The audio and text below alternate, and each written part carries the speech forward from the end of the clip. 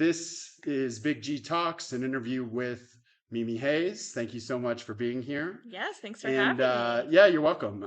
So we're going to go through, there's kind of four sections of questions to this. First, it talks about kind of your philosophy of God, then it's you. Then we're going to go into some soul questions, and then we're going to keep kind of digging in. But also, we'll see. I've got the questions kind of lined out, but also, Free flow. it's free flow. Mm-hmm. Exactly. So we'll see. We'll kind of see what happens as we get going. So, first question is on a scale from 0 to 10, how much do you believe that a God exists where 0 is not at all and 10 is definitely? Okay. And God could mean anything? Whatever you, yeah, yeah, yeah, 100%. Okay. Um, 2.5. 2.5. Really? Yeah. So what, tell me more. Um, Why didn't you go 3? right. So Yeah, like the word God definitely makes me feel like big guy in the sky. And I think I'm believe lower on the lower on end that. on that, but I do think that there's something else kind of controlling things, the Controlling. So you think there's a vibes. controlling I and a don't know. Maybe vibes we thing? live in a matrix. Like, I don't want to rule it out. Like, I think everything's kind of connected and Yeah, like yeah. things are happening. There could be a multiverse. I'm not really So, sure. but then if there was a multiverse, there would be no God if there was a multiverse. Oh, I don't know. I don't know either. Yeah. So then, let's say we're at a blackjack table, Uh huh. but it's not blackjack. It's just betting on whether God exists or not, right? Okay. So then your bets are either Matrix or not Matrix. That's all. So God's not even in the question right now. Okay. Okay. So you either bet on you're betting all your life savings, all your money on we're living in the Matrix or we're not living in the Matrix, and you have to go all in. Which one are you putting all Ooh. your chips in? Okay. I'd probably say not the Not the Matrix. Matrix. Yeah. Okay. Yeah, Yeah. me too. Um, and is your lower score more because your almost disagreement with as God's defined at this by the religious orthodoxy nature Yeah. of It's it and like big definitely. man in this you're like so sure it's not a big man in the sky kind of Yeah, thing. I'm pretty sure it's not a big man in the sky, but like coming from organized religion and like easing myself out of that throughout my adulthood, Yeah, I would say now I'm sitting on the closer to zero side. closer to zero side. I mean, just 2.5 is closer to zero than, Yeah, 10, yeah, but there's still something in me there's something I don't that doesn't understand. completely rule it out. Yeah, but like I guess what I would call God and what somebody else would call God could be two totally different Okay, things. Yeah. gotcha. Okay, cool. Okay, so follow up kind of on that 0 to 10 question. In the last 5 years, has that number gone up or has it gone down? Just last 5 years. Um, I feel like it's been kind of set for a It's been number of set and years. nothing Um, well, maybe that's not true. You know what? That's not true. I would say it's probably gone up a hair. up. Yeah. Why? Just my feeling like I'm supposed to be here, and Supposed there to. were like things that happened that like I could have not been here. So I think like me still being here and Yeah. having this conversation with you today is some kind of evidence for me that like someone's looking out for me. There's something There's more something in the happening. ether, Yeah. Yeah. whatever it is. Uh-huh. And you're just because of kind of can you elaborate more on Yeah. So 2020, technically 2022, end of 2022, I had a migraine. That was not a migraine, it was a brain hemorrhage. Now, I'd had one before, like 9 years prior, that almost killed me. So this second one was a total surprise because to my knowledge, that wasn't supposed to happen again. yeah, It was in the same place. I have very the same symptoms. yeah. I had already dealt with this right in my 20s, and I had to have a brain surgery because of this.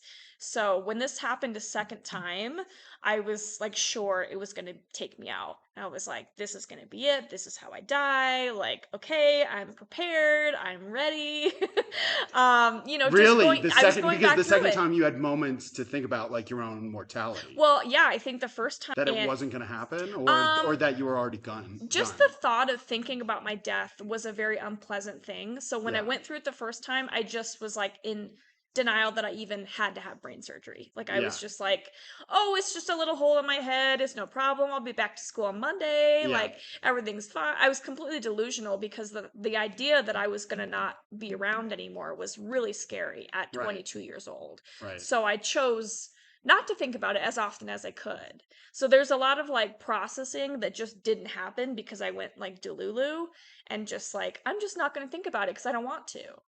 At At 22, 22. So then the second time it happened, I was right? like, okay, now I actually have to confront all that stuff. Okay. And I have to actually like think about my death and like think about like am I okay with that? Like am I okay with this maybe taking me out? How do I feel about that? Those kinds of like questions about That not confronting your everybody death has. that certainly not everybody has, and certainly this is my second time now confronting these questions. Right. So I was like, yeah, this is gonna be it. So the fact that that didn't happen and that I like this was not as intense as the first brain hemorrhage, Yeah. that I still don't need brain surgery quite yet. That's all evidence to me that I'm supposed to be here still. Yeah, and let's go back to that kind of second time you're contemplating your own mortality, and just like what's it like when you're conscious that you might die and you might not, because a lot of I mean certainly I don't know it, right? Like I've never experienced that. I think a lot of people haven't experienced that. Like Hmm. what are you crying a lot? Are you thinking a lot? Are you making a lot of phone calls saying goodbye? What are you Mm, doing? at first there was a lot of fear and there was a lot of, tears. And especially when it had just happened and I had just gotten the diagnosis, I was like unsure how bad it was because I hadn't seen my brain surgeon yet, who I had met with, 10 years prior. So before I had this like month of like limbo where I knew that my head was bleeding, but I didn't know how bad it was. And so I Yeah. was just like having a bunch of symptoms. You were having And symptoms, so you were like actively sick. oh yeah. Okay. Yeah, I was seeing double. I lost my taste. My eyes dilated like crazy. Like I looked like I had shark eyes. They were Yeah. just all black. So I was having like all these same, side effects that I had the first time. And for context, the first time, and you were there, but like my health deteriorated so quickly in about 6 weeks.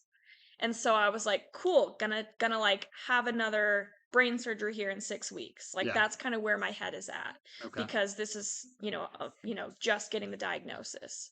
So initially there's a lot of fear. There's a lot of like, well, shit. Okay, I wasn't expecting that. But then there was also this like very dark part of me that was like, I'm ready to go. Like, Really yeah. And that just comes from being a depressed, anxious person for my whole depressed, life. anxious Yeah. person. Okay. So lots of like depression, PTSD. And Yeah. you can imagine from the first one, having a near death experience at 22 will change a person, like Yeah. mentally. And also like my literal brain chemistry is different now. But Right. like Right. there was definitely a part of me that was like, okay, like I've had a good life, like I've loved a lot of people, I've done some cool things in my life, like I'm tired of the struggle, I'm just ready to go. So there was definitely that part of me too that was like, okay, it wouldn't be the worst thing. So that just comes from being clinically depressed for, Well, and also there's kind of like accepting what you can't control oh aspect yeah, to I it, have no right? control of the situation, right? Yeah. Like 9 years prior, the conversation was just like, yeah, well, you recovered, like you got better. Right. And there was never really any talk that this was something that could ever happen again. Of course, they don't know. Yeah. They never know about brains. Like they're just shooting in the dark. Right, because it's such Um, a complex science and we only know like the tip of the yeah. iceberg. Yeah, so they probably didn't know that this could happen again, but I also have friends that have the same condition as me that have had multiple occurrences. So, Really? yeah. Okay. So, the brain is unpredictable, the body's unpredictable. I have no way of controlling it. It's Yeah. not like it's a lifestyle thing, like, oh, if you just are less stressed, it won't happen again. Like, there's nothing I can do or not do that could change the Oh, situation. really? Yeah, so it's Okay. either going to bleed or not bleed, Really? because it's in a structure. It's Yeah. in Oh, like a right. It's in clump your of skull cells. and like the Yeah. lump of cells. So it's like a stroke, but it's like contained in this like clump of cells. Okay. So if it gets big enough the way it did the first time, they have to go out and take it out because it could kill me. It could shut off my ability to breathe, my ability to see, my ability to walk, all those things were happening really quickly, which is why they did the emergency brain surgery. And so that all happened, and it was like, okay, well, look, you're recovered, you're better. So that was all my past. So then it going from something in my past to Mm-hmm. now like my present Yeah. was really hard because I was like, oh, I thought You thought you'd escaped it and you could just live life again, and then it comes back. And that's got to be fairly hard. mm-hmm. Okay.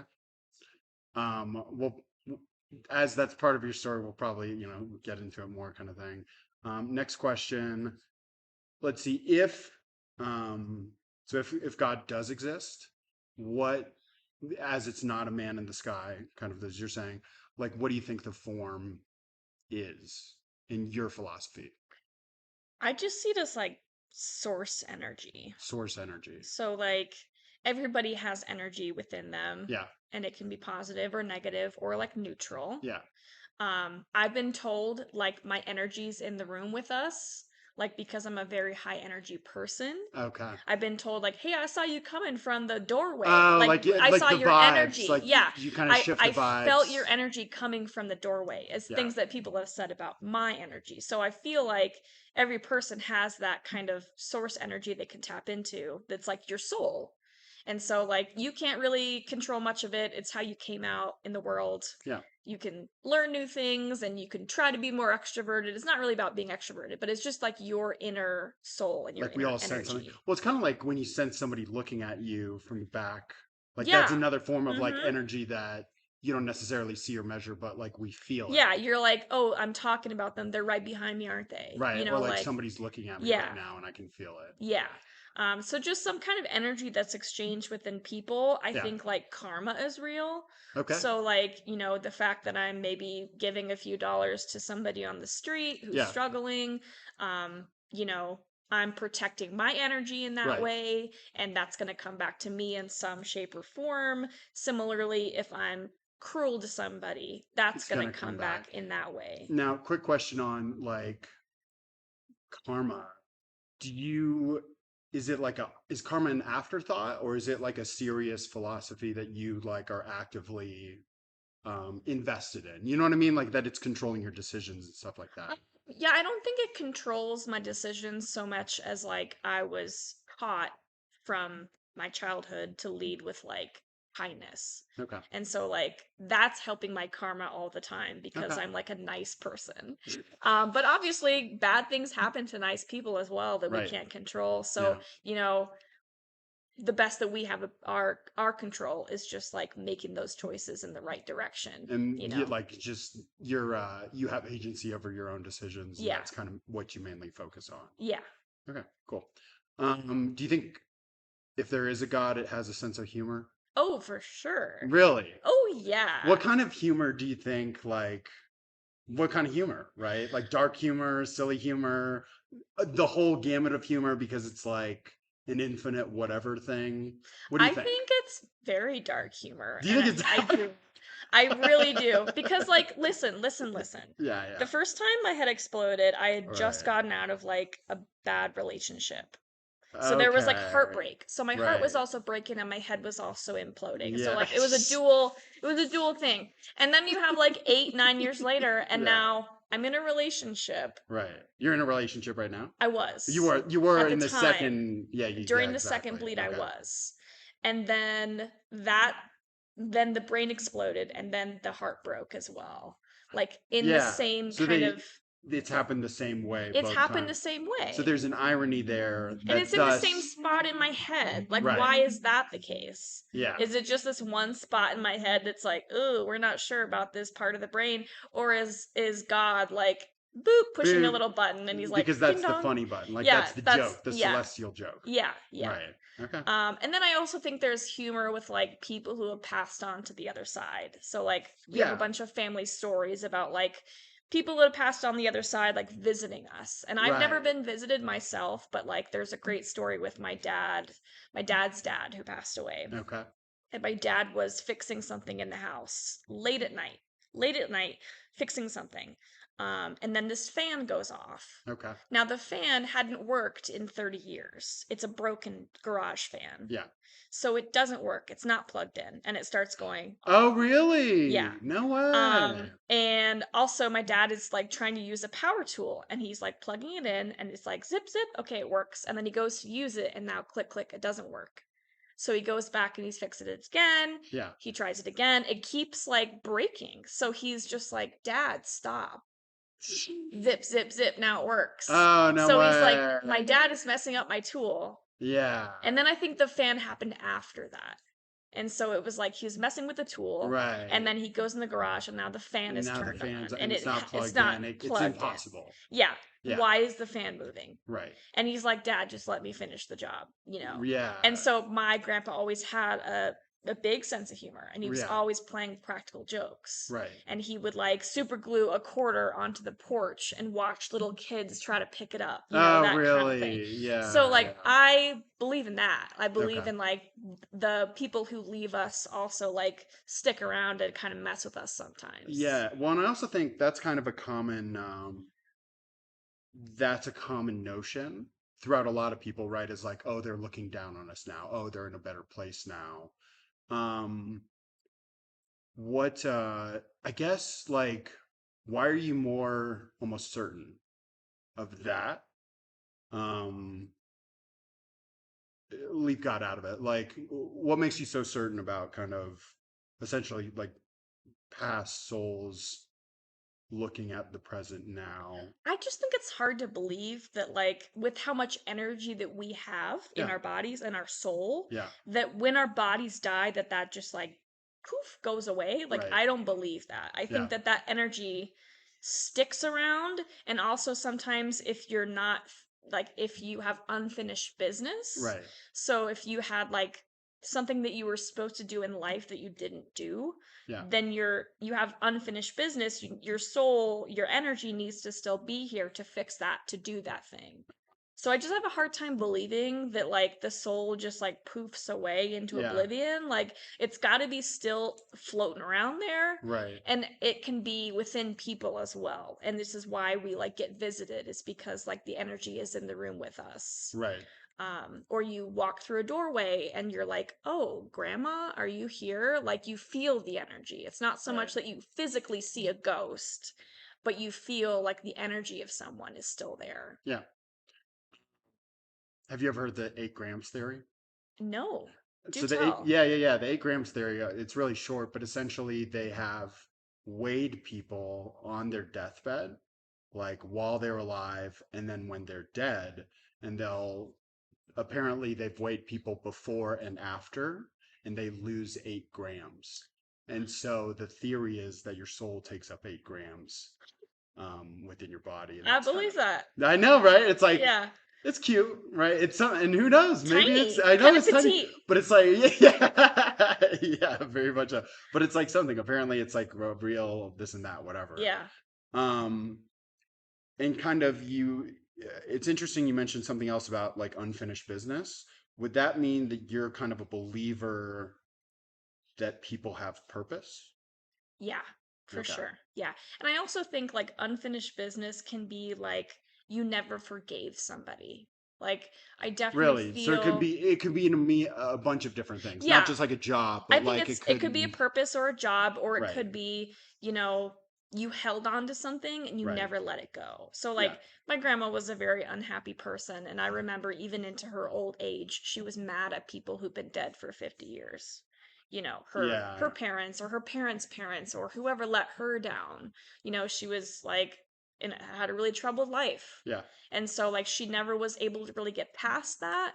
And Right. that impacted her kids and it impacted us because she wasn't able to really love us fully and give herself to us in that way because she was so upset with these other people. So I do feel like when she died, my mom had said she's still here because she hasn't made peace with that. She's still here.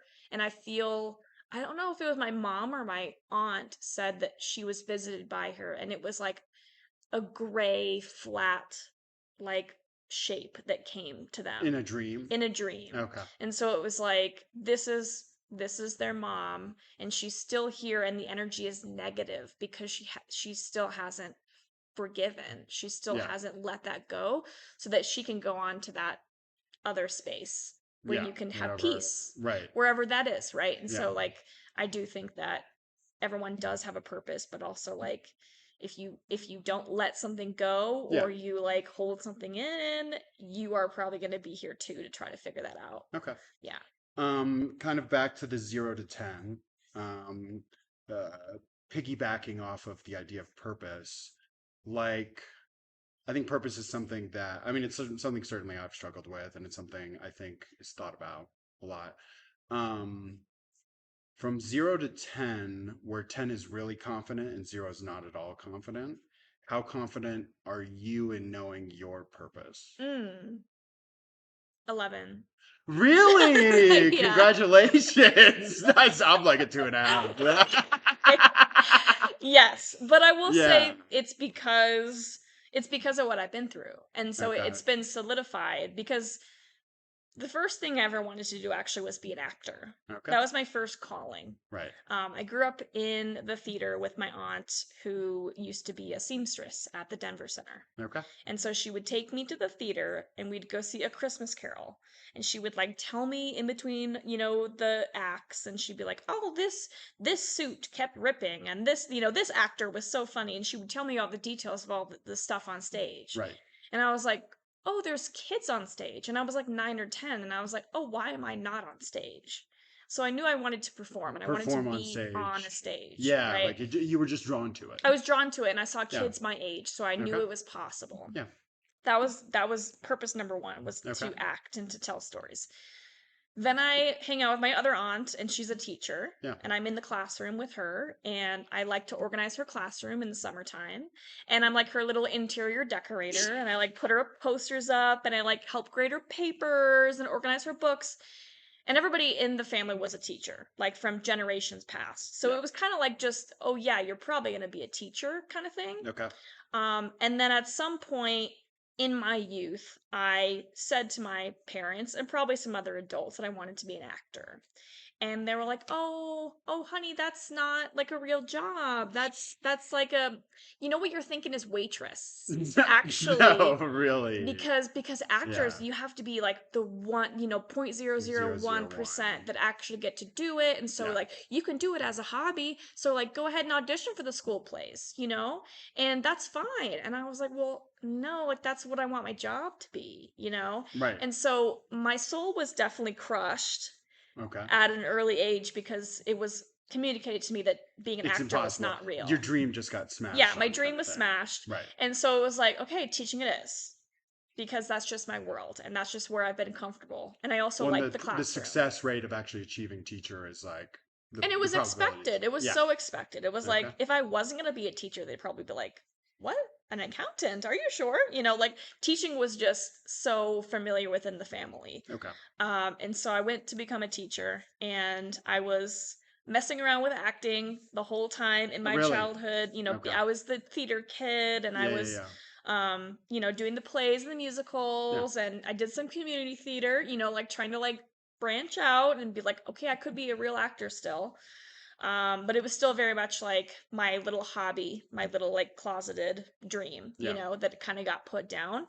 But the teaching thing was acting because I was on It's for stage yeah. You're on stage and you're kind of the center character of and the I was the center of stage, and you've got attention an and I audience. have an audience. Now, granted, they were high schoolers and most of them hated me, but I still had an audience.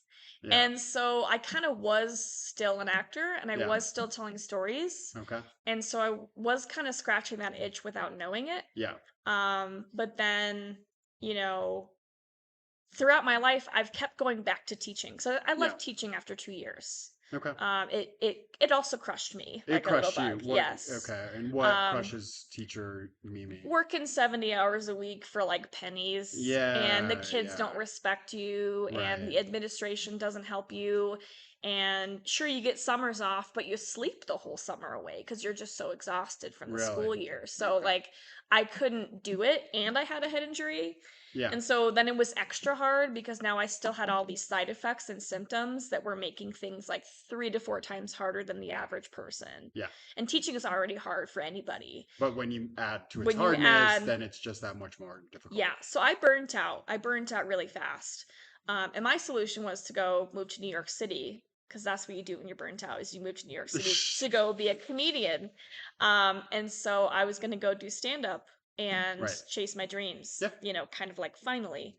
Because I started doing stand up when I started teaching and I was doing Okay. it on the weekends and the evenings. So it's kind of like moonlighting my dream, Yeah. you know, and like playing with this idea of now being a comedian, pretty close to being an actor, you know, maybe not exactly the same, but you're You still still got an on a audience. stage, have Yeah. an audience, making people feel something, right? Right. And so I started doing that. But throughout this whole time, also, I keep going back to teaching in some shape or form Yeah. because I really still am an educator. Okay. I do teach people things. Yeah. I always have, but it just the way it looks now is very different. So I would say my purpose is storyteller, Okay. educator, storyteller. Yeah. Yeah. Yeah. So I can do Entertain that. with some Yeah, entertaining and I like can do within that by that. entertaining you. Yeah. I can do a TED talk and get on stage and tell you a story and tell you something new. Right. And that's my purpose. I Okay. can do a comedy show and tell you about my brain injury, and somebody in the audience has a brain injury, and they're like, "Oh, I never thought about it that way," or "That's so funny. I relate to that." Yeah. Yeah. You know, and so having a captive audience and telling a story, I think my story is my purpose is storyteller. Okay. And so like that can be educational, it can be entertaining, it can be a Yeah. combination of the two, but I am a storyteller. And so like whatever I decide to do with that, Right. whether that's writing my books or getting on stage or, you know, Just so coaching, long as you're doing so long as storytelling, I'm because that like storytelling fills you up. and helping other people tell their stories. Yeah. So that's teaching. Yeah. You know, so someone comes to me and says, "Hey, I want to do a TED talk about, you know, this interesting thing that happened to me." Cool. Like I can coach them. I can help train them. I can teach them writing skills. I can help get them on stage and help them gain confidence. Right. You know, so I've been teaching this whole time, you know, writing and telling stories this whole time. Yeah. So, you know, I think my little kid self who wanted to be an actor would be very impressed by what I'm doing now. And Really. I think she'd be like, that's the coolest person I've ever seen. Really. Yeah. That's pretty Yeah. cool. While also being like, that's a lot of trauma. Like, that's a lot to go. Are you sure we have to go through all that? Are we going to make it? Like, that's a lot.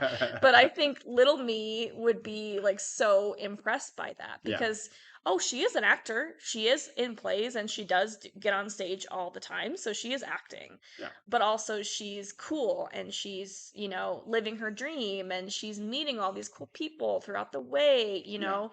know.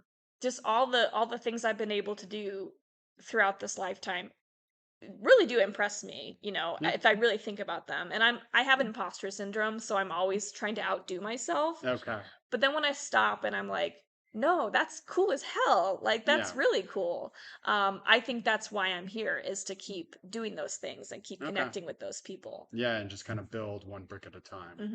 Hmm. That lifestyle. So this next section is kind of an introduction to you. For what it's worth, maybe I, as the podcast guy, should have done it in the very beginning.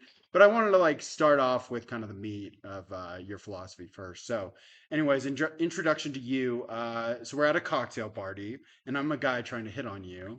Or hey, what's going on? And I asked the question. So tell me about yourself. What do you say? Okay. I would say I'm a comedian. Okay. I'm a coach. Ooh. And so I coach other writers. Like, I'm a published author. Ooh. I've toured the world. I've performed Really? on stages all over the world. With those beautiful eyes and that pretty hair? I'm still Yes. hitting on you kind of Yes, thing. Okay, yes. wow, wow. That adds to it. That's why I Yeah, get booked certainly. so much, is because the hair The whole, is it's the whole, hides all my yeah, secrets. Yes. yeah. I'm working on a documentary, Okay, and so I'm soon to be a filmmaker as well. So okay, I'm excited to like branch into that side of storytelling right, to tell different stories via the big screen. okay, Um, I'm an extrovert. yeah, I have a dog who's crazy. yeah. So I'm a dog person. Um, yeah, that would be All where I right, would start. that's I kind of guess your I'm kind of introduction. pumping myself up, you Yeah, know. yeah, you're pumping yourself up, and you know, this is me. I'm already interested in you and kind of thing, and now I'm, you know, I went that much more interested in you because you know you got so much going for you. Hmm. Okay, so we're still at the same cocktail party, and I'm very, very hot, kind of thing. What if I asked if you're religious? Mm. What would you say to me at the I cocktail would party? say no, but I'm spiritual. Okay, Yeah. gotcha. I'm a recovering Catholic, so I Yeah, was raised Catholic in the Catholic Church.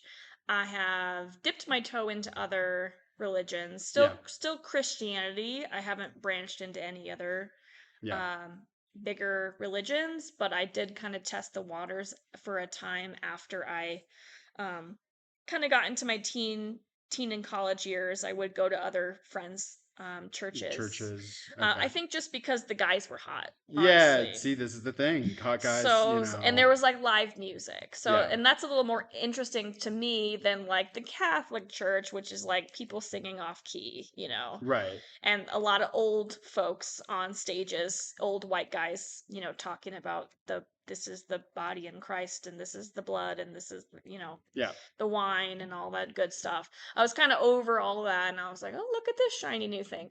But then it occurred to me that I was just there for the dudes. So, You were just there for the dudes, and then yeah. I assume you kind of felt like empty about that, or like It's it just was like, you just know, I knew that there was something else out there. There was a right. reason why we were all here. But There you was weren't energy. aligning with But I wasn't like, I need to go to church. I don't right. feel like I need to read the Bible. I think the Yeah. Bible has a lot of interesting stories that can teach us a lot of different Yeah. things.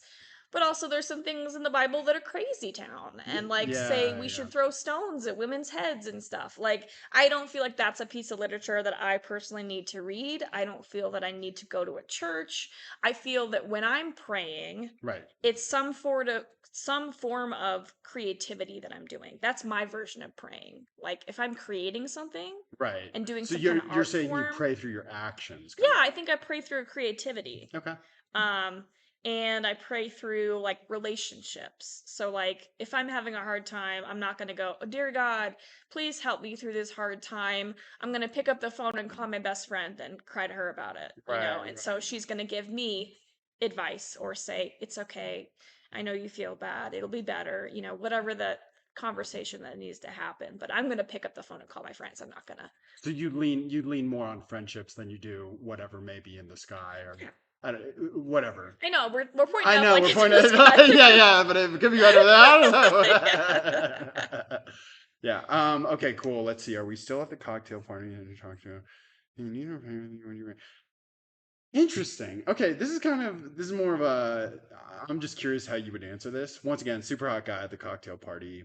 And you've answered these two questions so far. And then he says, "Hey, I kind of need somebody to pray with me." I know that that doesn't get brought up at cocktail parties like You know, ever, it came up on but a date recently for me. really? Yes, Okay, which so is why what I'm making that but was he face. hot? He was attractive. I felt like he was an attractive guy. Okay. But for context, I should have probably seen this coming because the night before the date, we Yeah, were just messaging on the app, on the right. dating app. And he goes, "What are you up to?" And I was like, "Oh, I'm playing Mahjong with my friends." Yeah. I played this like super old Old game, people game. old people game. Yeah. And I'm playing Mahjong. What are you doing? And he said, "I'm just praying off the tail end of a rosary." And I was like, "Oh, okay. Is that like a super religious thing to pray off the tail Yes, end of a that's rosary? super Catholic. That's very Ah, Catholic." And I was gotcha. like, huh. I said, "Big God guy? Are you a big God guy?" And he's like, Right. "Trying to be." And then I went on the date with him, and then the very first thing he does at this like French bakery Right. is we have our croissants and our coffee, and I'm like ready to dig in. He's like, "Oh, do you mind if we pray?" Right. And I was like, "Oh, I mean, you do sure, mind. I do. I don't want to pray, but Yeah. okay." I want to shove this croissant directly into my face, but sure, Yeah. man. Like, but Yeah. to me, I was definitely turned off by that. Right, right. Did Be- you guys end up praying over the croissants? he did. He He prayed. did, He did. but you weren't. I mean, I looked down. I crossed my little mitts and I looked down, and then I probably did one of these, and then I was like, Yeah, yeah. okay, Something for the croissant gods up there. Like, yeah, you yeah. gotta pray to your croissant gods. But Yeah. I was like, oh, okay. And then the date, you heard about the date because that was my set. I did a comedy set about him the It other was that night. whole set. That was that guy. Gotcha, Yeah, gotcha. Okay. yeah. Okay, cool. Sweet. I think that pretty much answers is a good enough story. We'll keep going. Um, let's see. You mentioned recovering Catholic. I guess elaborate on that more. Yeah, so my dad was raised super Catholic in that my grandparents were very, very Catholic and forced him to go through every step of the religion Okay.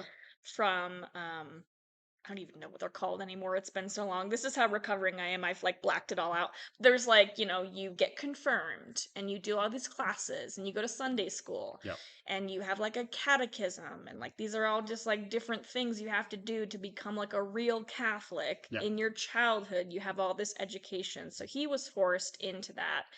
And he used to like just try to avoid it at all costs and would like hide in the bushes during like Sunday school and like he really hated it. I think because of how structured it was, even to get married in the Catholic Church, my mom had to convert to Catholicism, and they had to take classes in a church before they could get married, and they had to like say all the right things and do all the right things for them to be allowed to get married in the Catholic Church.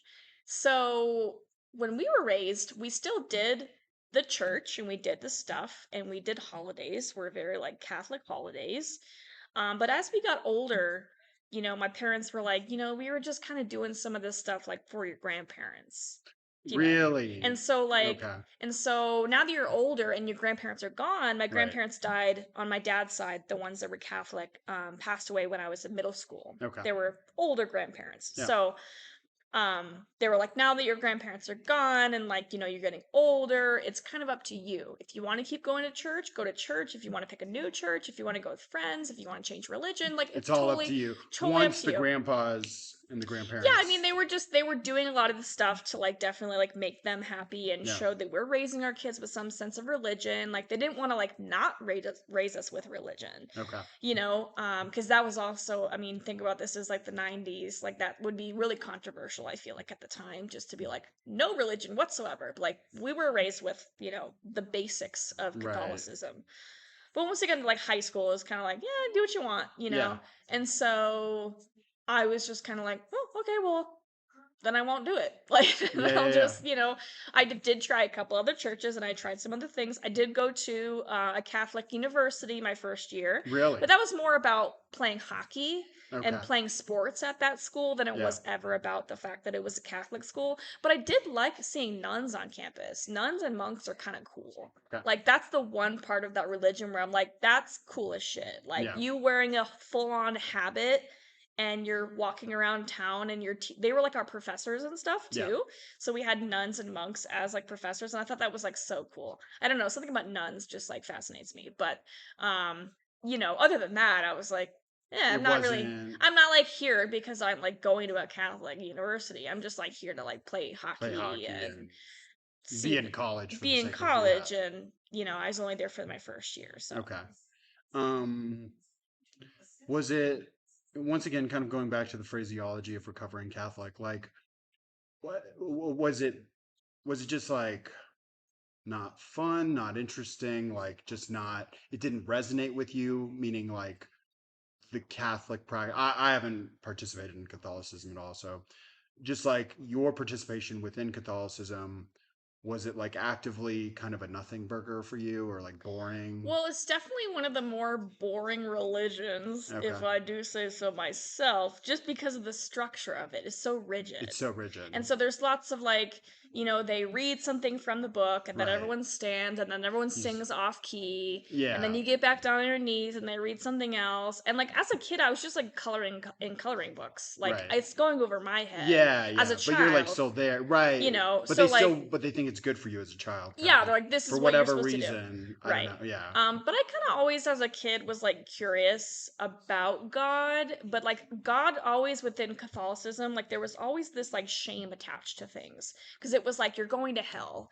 if you like behave badly or if you don't do what the church says you're supposed to do, you like go to hell. And that's like something that's articulated to you like as a child, and you're Right. like, holy shit, that's scary. Right. So then I should go to church, kind of thing. Yeah, so like you're doing it out of like shame and guilt, Yeah. so that you don't go to hell. So like if that's your reasoning, it's kind of like, well, I'm not here for my own growth or my own For me, understanding of it. human me. Yeah. Yeah, I'm here so I don't go to hell. Right. So like recovering Catholics will always say like all the shame and guilt that they still have as a Right. person because Is that like, religion has so much rigid structure, yeah.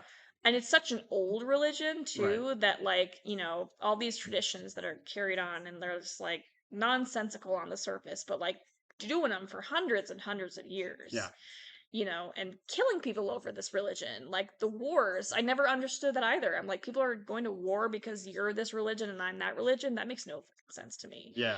Yeah. So it just didn't appeal to me. I didn't get it. Right. If anything, like in some of the other churches, when they would read a story, they would make it more in the context of like human life. So like when you read something out of the Bible, it's like that was written a shit ton a long time ago. Right.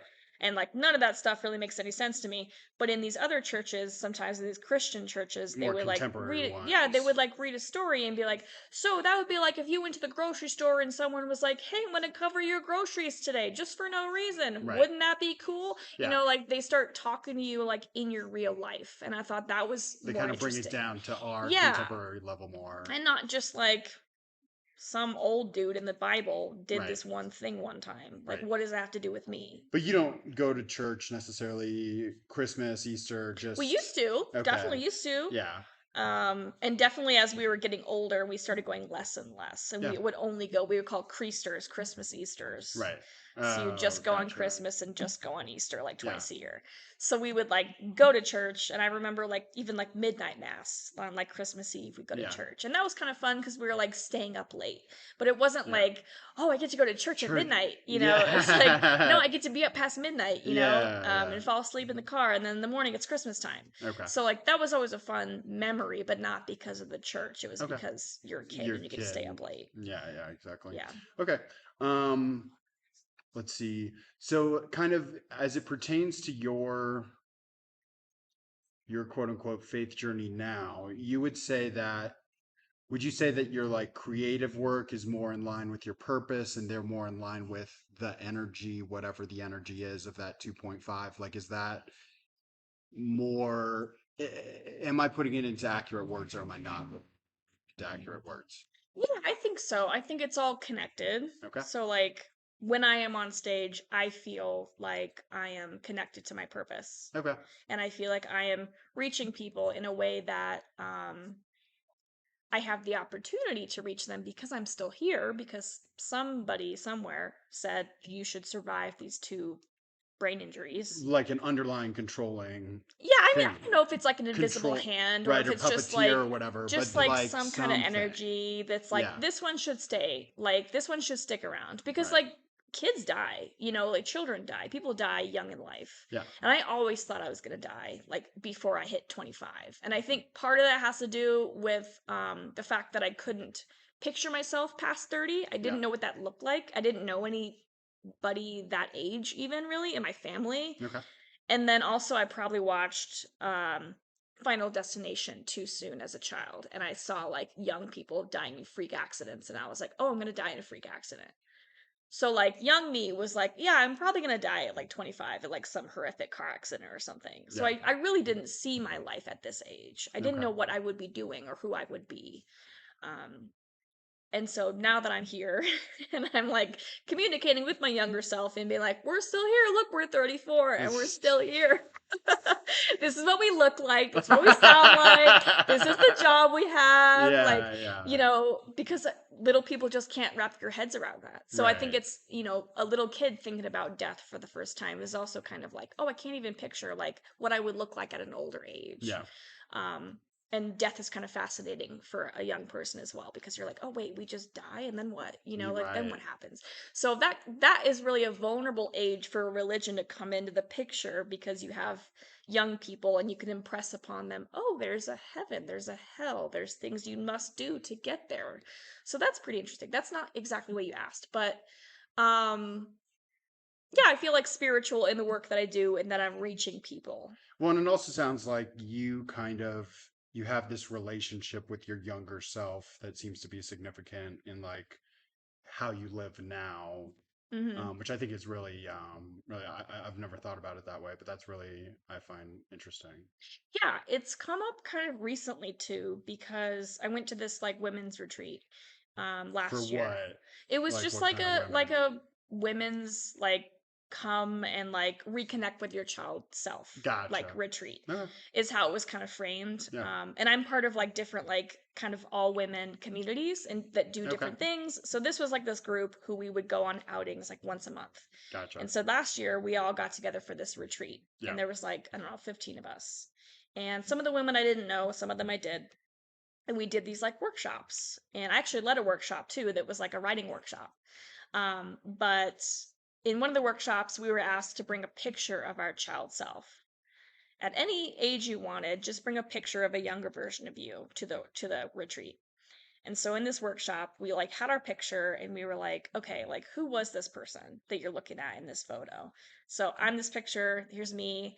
I'm like holding my hands like this, like, and I have a little tutu on and I'm like 4 years old and I'm like smiling so big. I'm like, and so she's so cute. Yeah. And so like I'm journaling and I'm writing about this little girl and what she wants out of life. So I'm like, oh, well, probably didn't know I wanted to be an actor quite yet at 4, but I was a ballerina and I like to play and I like to make little shows for my friends and family and make inventions and build things and dump things on the carpet. Like I was very much had my hands in everything. And so the question was also like, who were you before the world told you who to be?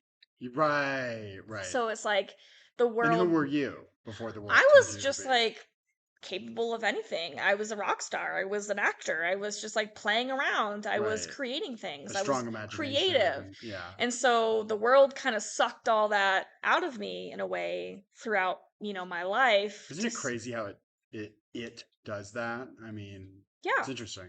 And to be told, your dream, what you want to do with your life is not an option. Right. Because why? Because that's what you think? Well, and also that's it's a couple people's opinion Yeah. in a world of 8 billion, but like because you're so young and impressionable, right? It's like more true, even Hmm. though it's a fraction of whatever the general philosophy of everybody. Yeah. And to that point, on the acting front, I'm at a point in my life now where I can't turn on the TV without seeing somebody that I know personally. Really? Yes. And this happened the other Wow. day, No way. and I knew this guy, and I was like, "Mom, I know him. I know him." Yeah. And so I'm like proving to my parents. I'm like, "Oh, look, there's a working actor. That's someone that I Oh, have physically talked to. yeah. I crashed on his couch, Right. 6 Was it years a good ago." couch?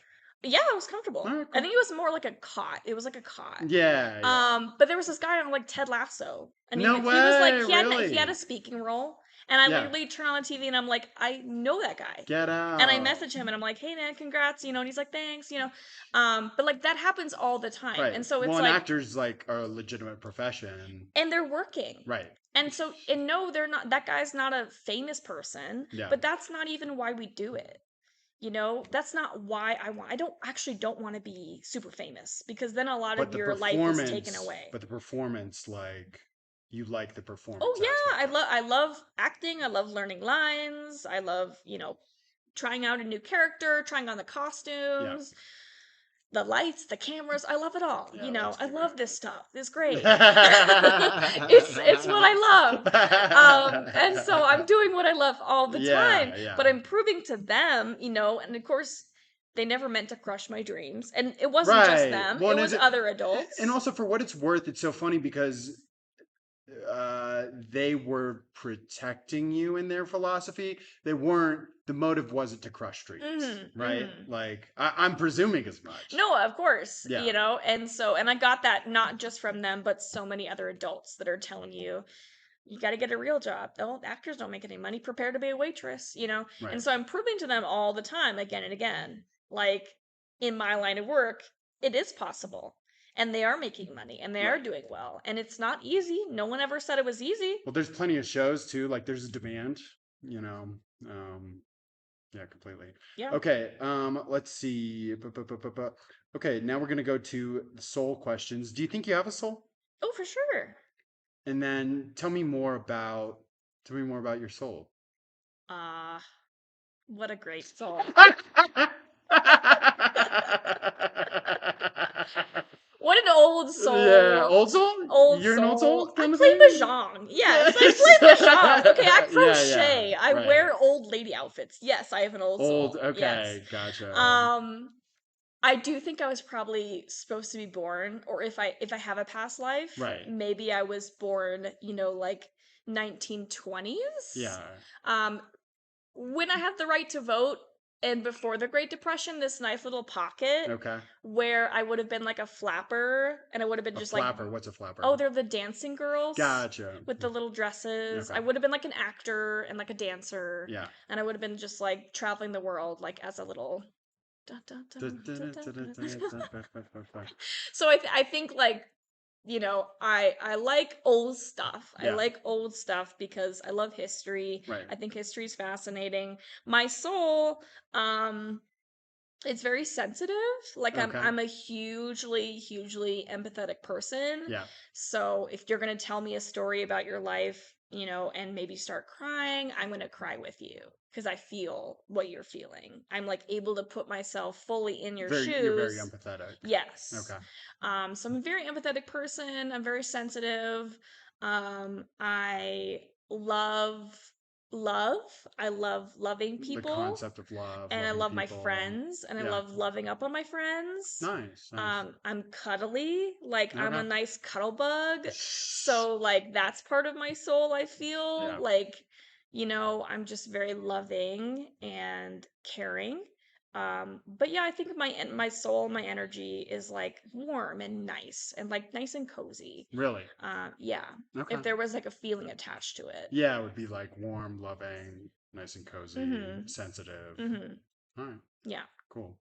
Um, do you think your soul like it's alone right now or like interacts with other souls in the soul plane of whatever? Oh. Or is it like in your temple, which is your body and your mind, presumably?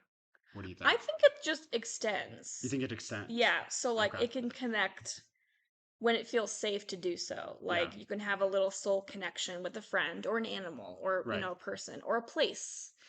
So like your soul can be, I'm very connected to like New York City because I loved living there. Yeah. I'm connected to Scotland because I lived there and I love the culture there. Yeah. I'm connected to my dog.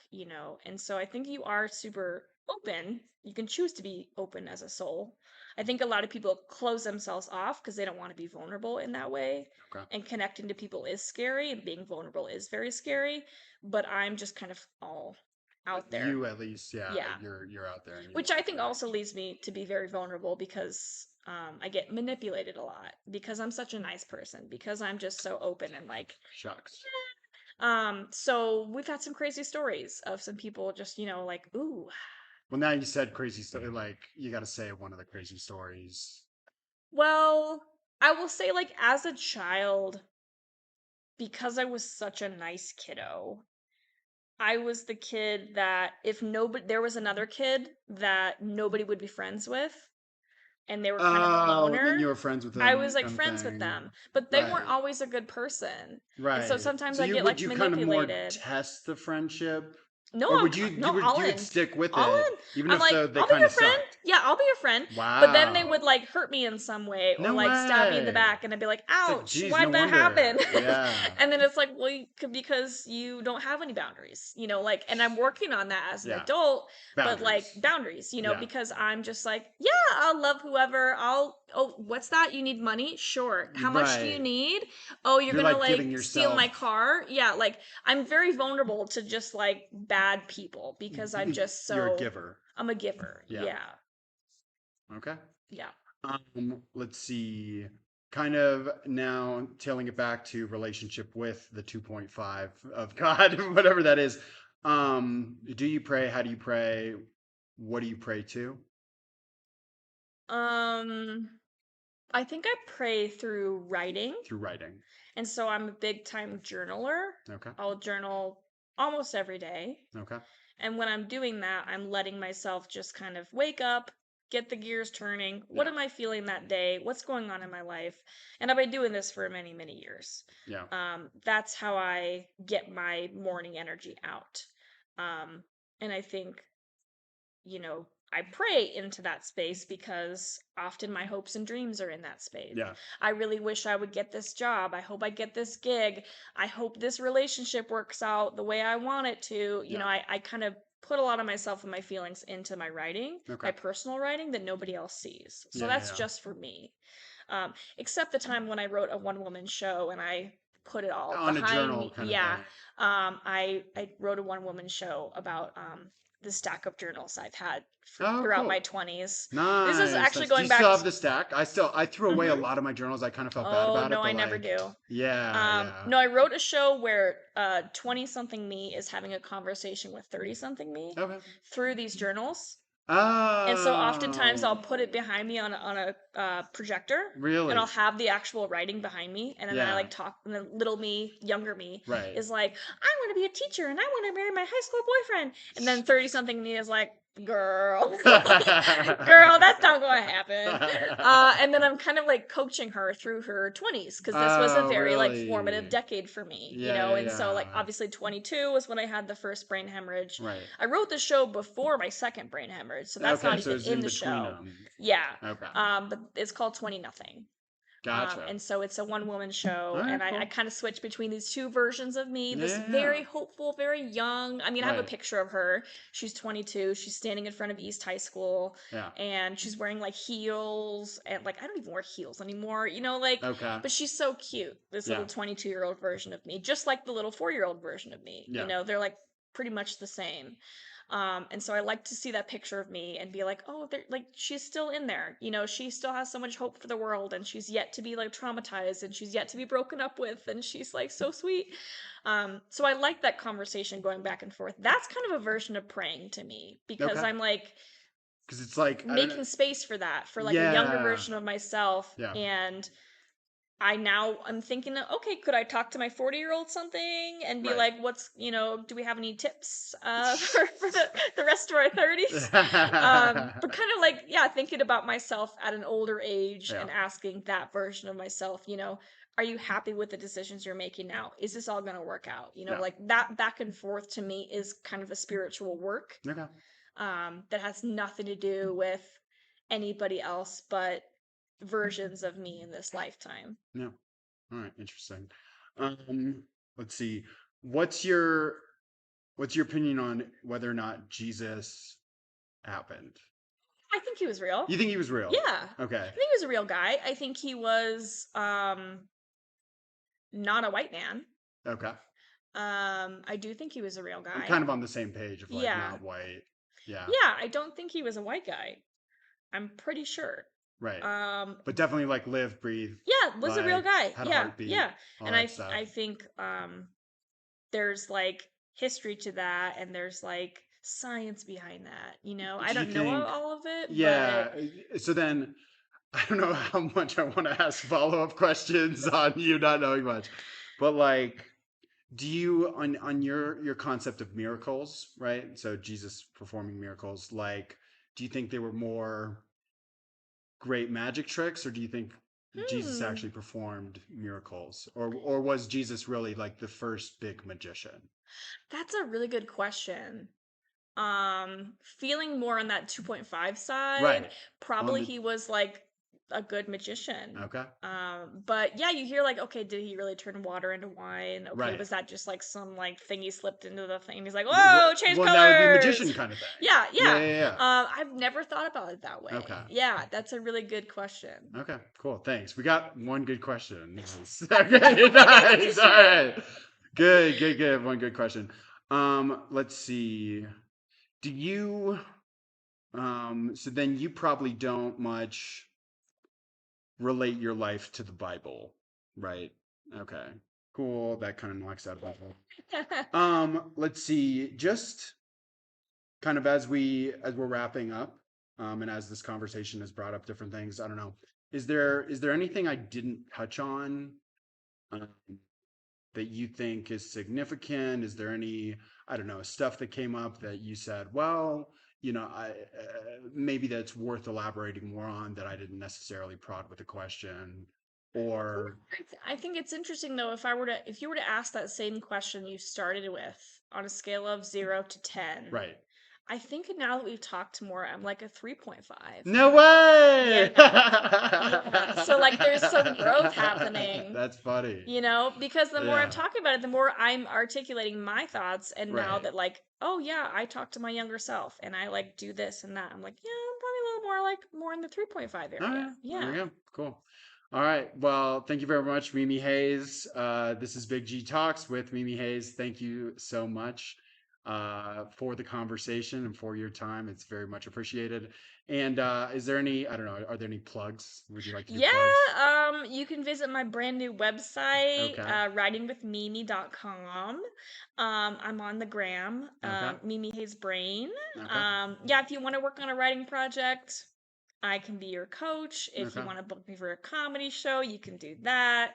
I'm in Colorado for now, but we'll see. I'm always open to travel. So if anybody needs anything, you can probably find me anywhere online. Anywhere. Yeah, Nice. All right, corners of cool. the internet. Yes, I know the internet is a crazy spot. Yeah. Cool. Well, thank you so Thank you. Thank much. you so much.